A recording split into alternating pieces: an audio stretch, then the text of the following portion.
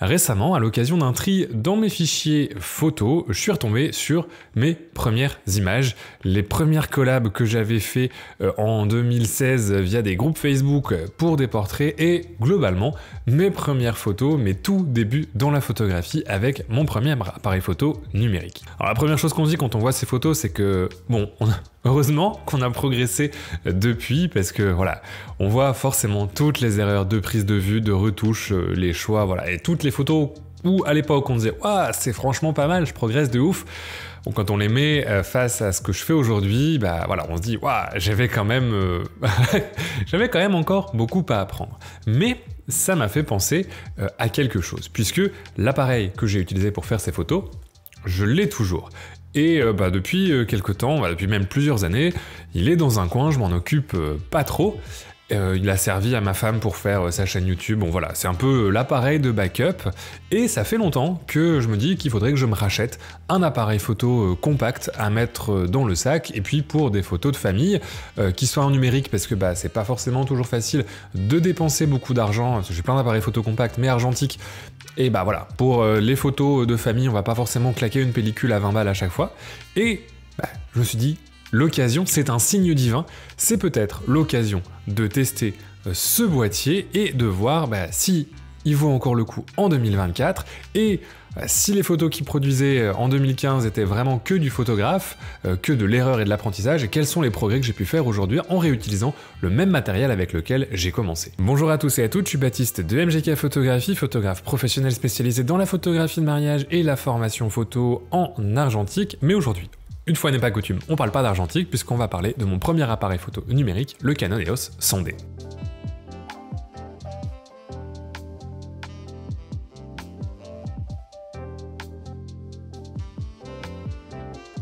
L'appareil en question, c'est le Canon EOS 100D, qui est un appareil photo numérique qui est sorti en 2013, donc qui est presque plus proche des appareils photo argentiques modernes que j'utilise pour les mariages, parce que j'ai un EOS 3 dont la fin de production c'est 2007-2008, que d'un appareil qui sortirait aujourd'hui, il y a 11 ans qui nous sépare de la sortie de cet appareil, et tu vas voir que j'étais assez surpris de son utilisabilité, sa praticité. C'est encore un appareil photo qu'on pourrait largement conseiller pour débuter la photo. En termes de résolution, c'est un appareil photo 18 mégapixels, donc c'est un petit peu en dessous des standards d'aujourd'hui, même des appareils photo débutants, mais c'est très largement suffisant pour aller faire des prints jusque A3 voire A2 sans aucun problème. Là où il y a la plus grande différence par rapport aux appareils photo d'aujourd'hui, ça va être par rapport à l'autofocus, notamment la visée par écran qui est un autofocus à détection de contraste avec juste détection des visages et suivi des visages. Et franchement, c'est là qu'on voit qu'il y a eu du progrès quand même ces dernières années sur le matos numérique, parce que ça a vraiment vieilli, et par rapport à des appareils photo comme même les entrées de gamme de chez Sony par exemple. Bon, là, on prend un petit coup de vieux en termes de réponse de l'autofocus, de rapidité et de qualité du suivi. Cependant, si tu utilises le viseur comme un réflexe pour de la photo, tu as 9 collimateurs, c'est largement suffisant et c'est tout à fait utilisable sans aucun problème. Voilà, en mode photo, vraiment, on voit... C'est un peu moins bon que des autofocus actuels, mais ça reste très largement utilisable dans 90% du temps. Au-delà de ça, la force de cet appareil, c'est sa compacité. Ici, je l'ai appairé avec un 24 mm 2.8, donc ça fait un équivalent à peu près 40 en plein format. C'est le 24 mm EFS 2.8 STM Pancake, qui est une super optique. Et si tu veux un petit peu plus serré, donc un équivalent à peu près 80, il y a aussi un 40 mm chez Canon qui va très très bien avec ce boîtier. Je pense que ces deux optiques ont vraiment été pensées pour aller avec ce boîtier, puisque tu te retrouves avec quelque chose d'hyper compact qui tient dans une main que tu peux quasiment utiliser comme un compact, voire comme un point and shoot. Alors un gros point and shoot, un gros compact, mais franchement j'étais impressionné de la compacité, de la légèreté de cet appareil photo en regard de sa praticité et de la qualité d'image qu'il produit. Quand on voit dans un retour des compacts experts qui se vendent quand même super cher, parce on parle de, si on prend le Fuji X6 qui vient de sortir, Bon, bah, c'est quand même des appareils photo qui se vendent 1200, 1300, voire 1500 euros, quelle que soit la marque. On parle de Fuji, mais c'est pareil chez les autres marques. Ça, tu vas pouvoir trouver ce combo pour 300 euros en occasion. Et c'est tout au moins aussi compact et aussi léger, et une qualité d'image qui est peut-être un petit peu datée. Il y a un peu moins de fonctions modernes, mais franchement, tu vas voir que ça reste bluffant.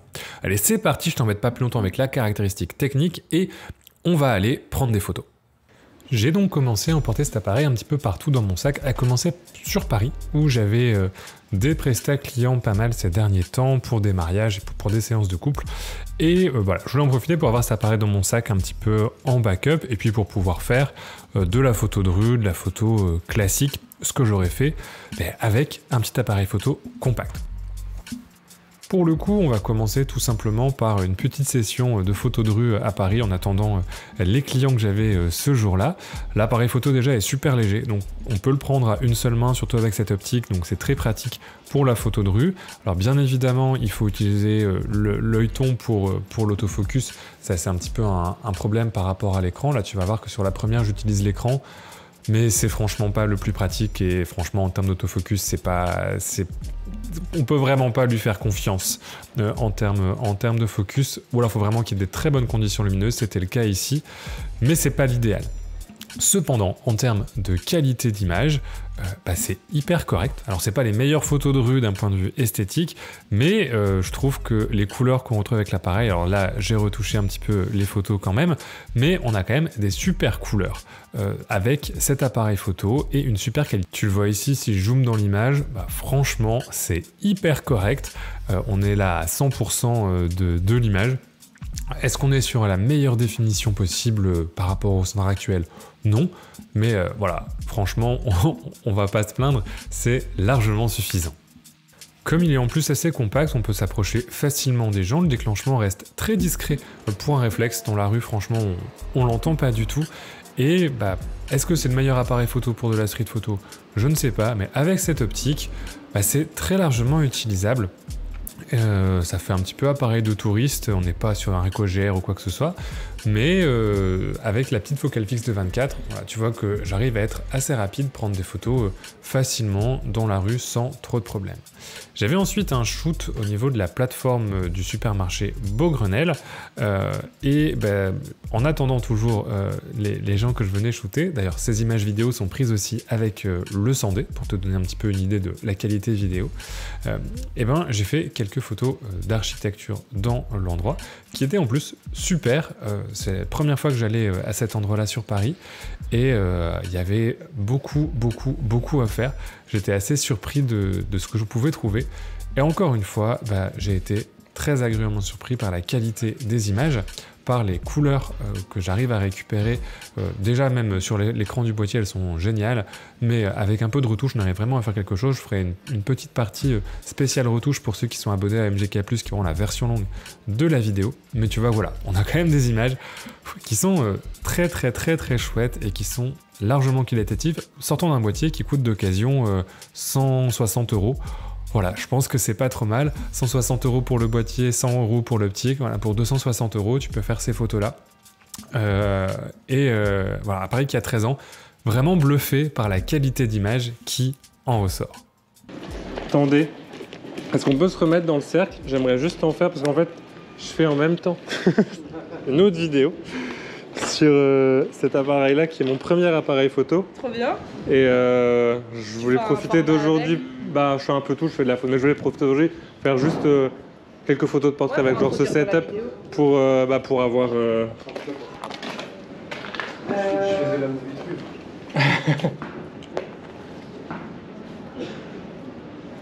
Super. Comme c'est un numérique, je suis tout perturbé maintenant. 400.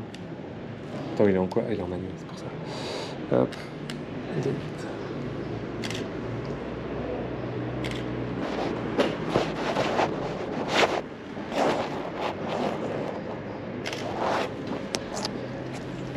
On va se mettre de l'autre côté parce que moi, comme c'est un APS-C, j'ai moins de recul et ça coupe les pieds. Ça fait chelou pour le coup. De la même manière, sur du portrait, bah, ça s'en est plutôt très bien sorti. Voilà, pareil, ce petit combo juste avec le 24, ça pourrait, je pense presque à le remettre dans mon sac de mariage, tellement j'étais satisfait de la qualité des images. Franchement, rien à redire. J'ai ensuite repris le train pour Lille et j'ai terminé avec encore quelques petites photos de rue que j'aimais bien et que je voulais placer dans cette vidéo, voilà, pour te montrer les couleurs de cette photo incroyable. Te montrer ce qu'on pouvait avoir. J'aime beaucoup cette composition avec la boule à facettes, le reflet, et ça montre aussi que bah voilà, c'est pas forcément l'appareil photo qui fait tout, mais que bah dans mes compositions, dans la manière dont je travaille mes photos, j'ai aussi progressé et ça joue beaucoup dans la prise en main du matériel. Utiliser cet appareil photo à nouveau, bon déjà ça m'a fait prendre conscience de mes progrès en photographie, et ça fait quand même plutôt plaisir. Dans tous les domaines où je l'ai testé, j'ai pris des bien meilleures photos qu'à l'époque. J'ai aussi voilà, progressé non seulement sur la prise de vue, mais aussi sur mes compétences en retouche photo. Les outils de retouche ont aussi progressé. On peut parler rapidement de la sensibilité. C'est un autre point faible de cet appareil photo par rapport à des solutions plus modernes, c'est que voilà, disons que les images sont utilisables facilement jusqu'à 800 ISO. À partir de 800, 1600 ISO, tu commences vraiment à avoir du bruit qui apparaît. Même par rapport à mon 5D2, qui est quand même un appareil à peu près de la même époque, mais qui est un plein format, où ça reste utilisable jusqu'à 1600 ISO, là déjà à 800, ça devient quand même assez granuleux, donc par rapport en tout cas au standard actuel. Mais ce qui a progressé entre-temps, c'est la suppression du bruit, et par exemple avec l'utilisation de la suppression du bruit assisté par IA de Lightroom, on fait totalement disparaître le bruit. Et c'est intéressant de voir que ce qui aurait été un problème en 2013, et ce qui était vraiment une des limitations de l'appareil photo en 2013, et ce qui est encore aujourd'hui de cette limitation, c'est-à-dire la gestion du bruit numérique. Parce que voilà, sur un petit capteur comme ça, 18 mégapixels de 2013, forcément 800, 1600, 3200 ISO, ça commence vraiment à devenir très bruyant. Avec le développement d'outils annexes comme cette suppression du bruit par IA, c'est plus un problème parce qu'on peut très facilement gommer ce bruit. Ça prend un petit peu de temps, ça demande de travailler ça en retouche, mais voilà, j'ai enlevé le bruit sur les photos que j'ai pris en basse lumière, et franchement c'est hyper propre étant donné l'âge de l'appareil. Autre avantage de ce boîtier par rapport à des solutions modernes de compact expert, c'est la durée de vie de la batterie, parce qu'on est sur un système réflexe, donc on n'a pas besoin de l'écran. Et voilà, depuis que j'ai chargé cette batterie il y a maintenant 15 jours, j'ai pris à peu près 700-800 photos, je pense, peut-être un peu moins, et je n'ai toujours pas rechargé la batterie. Celle-ci est toujours à la moitié de sa capacité, elle est tombée à la moitié de sa capacité, et j'ai toujours pas rechargé la batterie alors que j'ai filmé un petit peu, et puis j'ai fait surtout beaucoup de photos. Donc le fait d'avoir un viseur réflexe, voilà, on économise une batterie de dingue par rapport aux solutions actuelles qui ont forcément un écran et qui vont au bout de 200, 300, 400, 500 photos, il faut soit changer la batterie, soit les recharger. Ça pour des vacances, voilà, tu le charges en début de vacances, tu prends tes photos, et voilà, t'es tranquille avec une seule batterie. Et ça, pour moi, c'est vraiment un confort d'utilisation aussi que je regrette par rapport à des solutions plus modernes. Tous ces points me font aussi penser à tous les progrès techniques et l'importance des progrès techniques en photographie aujourd'hui, notamment si on parle de photographie pure. Parce que c'est sûr qu'en termes de vidéo et d'appareils photo hybride, photo vidéo, là on a fait un progrès de dingue, et les capacités vidéo des appareils numériques aujourd'hui sont démentielles par rapport à ce que c'était à l'époque en 2013. Déjà en 2013, voilà, moi j'ai commencé mes premières vidéos de cette chaîne YouTube, clairement c'était tourné avec ça, et bon, c'était suffisant sur pas mal d'aspects. Aujourd'hui, même je pense que si je me filmais avec ça, vous verriez pas une énorme différence par rapport à mon Sony A7, mais qui lui aussi commence à dater un petit peu. Voilà, je sais pas si c'est forcément une comparaison utile, faudrait comparer avec un appareil photo plus récent. Bref, ce qu'on a gagné en photographie, finalement, c'est des autofocus différents. Je dirais pas forcément plus rapides, parce que l'autofocus réflexe à détection de phase dans le viseur, il est très suffisant concrètement. Donc on gagnait en autofocus, en visée par écran, en système d'autofocus qui ont changé, mais qui sont pas forcément devenus plus efficaces. C'est devenu plus efficace pour du suivi de sujet, ça a été plus assisté pour reconnaître l'œil, machin, etc. Mais ça pour moi c'est des petits détails, c'est des détails de confort. Et la gestion du bruit numérique, qui a énormément augmenté dans la technologie de capteur avec les capteurs multicouches, blablabla, on va pas rentrer dans les détails. Mais tout ça, finalement, dans 90% des cas, ça n'a pas d'intérêt, ou ça a un intérêt pour vraiment une frange très minime des gens qui font des photos. Je trouve, c'est mon opinion. Et quand on voit les rafraîchissements, on a des nouveaux appareils photo qui sortent tous les ans, des modèles, des rafraîchissements de gamme qui se font tous les ans. Voilà, XT2, XT3, XT4, il y a un nouveau pareil, il y a un nouveau Sony A7 tous les 2-3 ans, quoi. C'est impressionnant pour finalement des gains technologiques qui restent assez faibles, surtout quand on compare sur ce qui se passait sur les gammes de rafraîchissement argentique. Tout ça pour dire quoi ? Déjà que je ne vais pas acheter de compact expert moderne, puisque cet appareil photo finalement fait tout ce que je lui demande pour ça. Il est suffisamment léger, suffisamment compact, suffisamment qualitatif pour le type de photo que je vais faire avec. En petit appareil de backup, c'est parfait. Et pour t'encourager à ne pas jeter de la vieille technologie trop vite et t'intéresser aussi, vraiment cibler tes besoins, faire attention aux sirènes du marketing où forcément on va te faire croire que tout ce qui est plus neuf, plus nouveau est forcément beaucoup mieux et plus adapté à tes besoins et se rendre compte que d'occasion tu peux trouver énormément de bonnes affaires et de petites pépites comme ça et ça voilà, même pour commencer à vlogger ou des choses comme ça, si tu lui mets un 1855 stabilisé par dessus, bon, c'est suffisant, mais si tu le mets sur un trépied, voilà, pour faire du contenu TikTok ou des choses comme ça, franchement, pour 300 €, t'as vraiment un setup de malade en termes de qualité d'image et personne ne se rendra compte que tu fais des photos avec un appareil photo qui date d'il y a 11 ans. C'est ça qui est assez dingue, c'est que le marketing numérique nous fait croire que on a forcément besoin de renouveler son boîtier hyper régulièrement parce qu'il y a de nouvelles technologies qui arrivent tout le temps, tu vas manquer le dernier autofocus hyper rapide à reconnaissance d'œil de chat, enfin bref, ce genre de choses. Et ça peut être utile si effectivement tu photographies des chats, mais en fait, quand tu apprends réellement la photo et quand tu sais faire des photos, tu te rends compte que t'en as pas forcément besoin dans 90% des cas.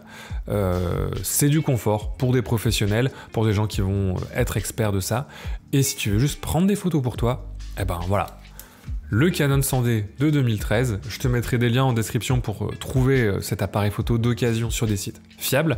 Franchement, vas-y, fonce les yeux fermés, j'ai été super surpris de la qualité d'image et de la qualité de prise en main de cet appareil. Voilà, c'était une vidéo un petit peu différente de d'habitude sur ma chaîne. On parle d'appareil photo vintage, mais moins vintage que d'habitude. J'espère que ça t'aura plu quand même et que cette petite réflexion sur le monde de la photo t'aura plu. Si tu veux me soutenir, tu peux le faire en allant t'abonner soit à la box argentique si t'es photographe argentique ou à EMGK+, qui est mon Tipeee qui te permet d'accéder à des vidéos exclusives et des versions longues de vidéos sans publicité. Tu trouveras tout ça dans la description, ainsi que tous les liens pour retrouver mes réseaux sociaux et mon travail. Moi je te dis à la prochaine et d'ici là, bonne photo.